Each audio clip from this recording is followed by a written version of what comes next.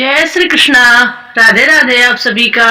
आज हम सुनेंगे पुरुषोत्तम मास के अध्याय 24 की कथा।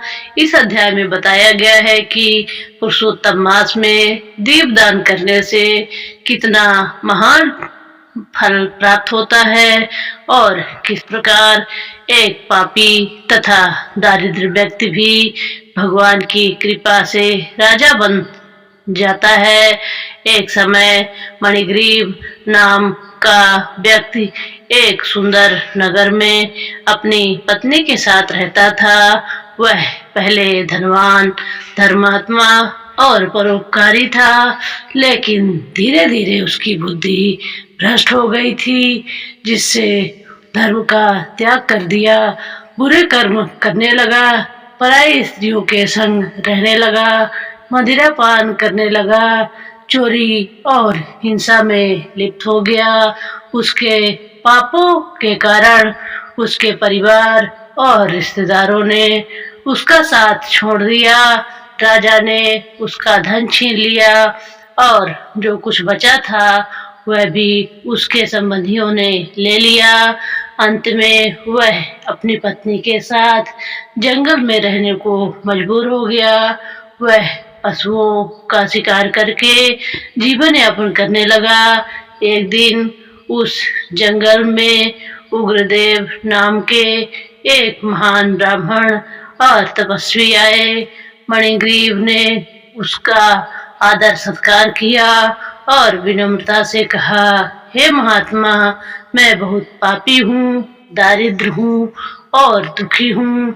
कृपया ऐसा उपाय बताइए जिससे मेरी दारिद्रता दूर हो जाए और मेरा जीवन सुधर जाए। उग्रदेव मुनि उसकी सेवा और विनम्रता से प्रसन्न हुए।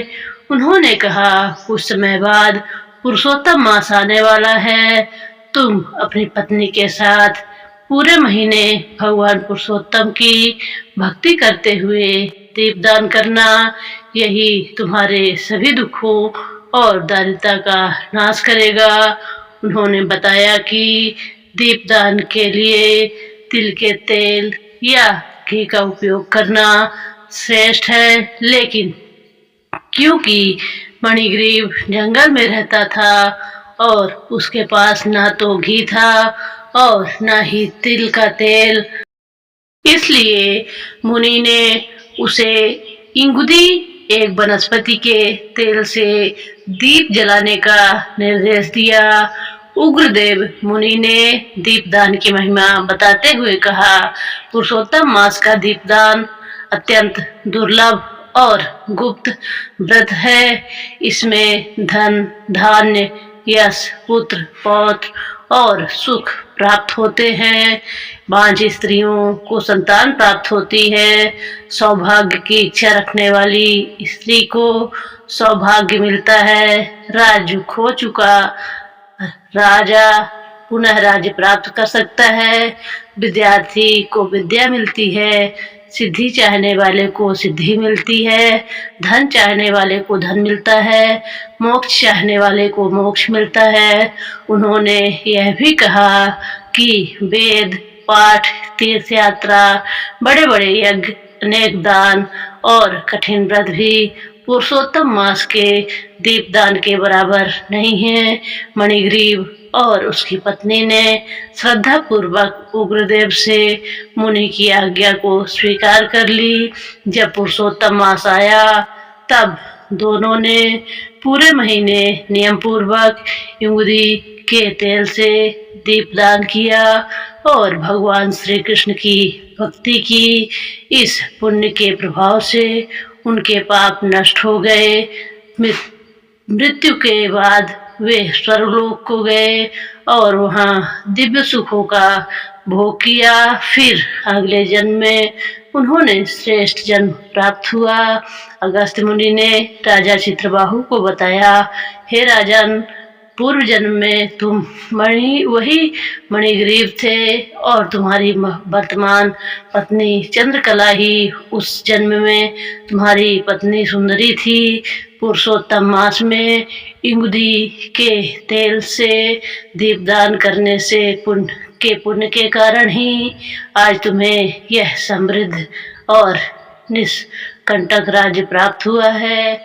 अगस्त मुनि ने आगे कहा कि यदि केवल उंगली के तेल से दीपदान करने पर इतना महान फल मिल सकता है, तो जो व्यक्ति घी या तिल के तेल से अखंड दीपदान करता है, उसे मिलने वाले पुण्य का वर्णन करना भी कठिन है।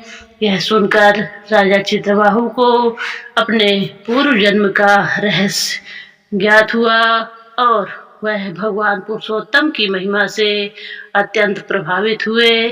अंत में महर्षि वाल्मीकि कहते हैं कि अगस्त मुनि यह कथा सुनाकर राजा चित्रबाहु को आशीर्वाद देकर अपने आश्रम को चले गए। इस प्रकार अध्याय 24 खत्म हुआ और उसका सार इस प्रकार है। बुरे कर्म मनुष्य को दारिद्र और दुखी बना देते हैं। संतों और ब्राह्मणों की सेवा जीवन बदल सकती है। पुरुषोत्तम मास में किया गया दीपदान अत्यंत पुण्यदायक है। सच्ची श्रद्धा से किया गया छोटा सा दीपदान भी महान फल देता है। भगवान की भक्ति और पुरुषोत्तम मास का व्रत मनुष्य के पापों का नाश कर उसे सुख, समृद्धि और अंत में मोक्ष प्रदान करता है। आज की कथा समाप्त हुई। जय श्री कृष्णा। राधे राधे। बोलो श्री पुरुषोत्तम भगवान की जय।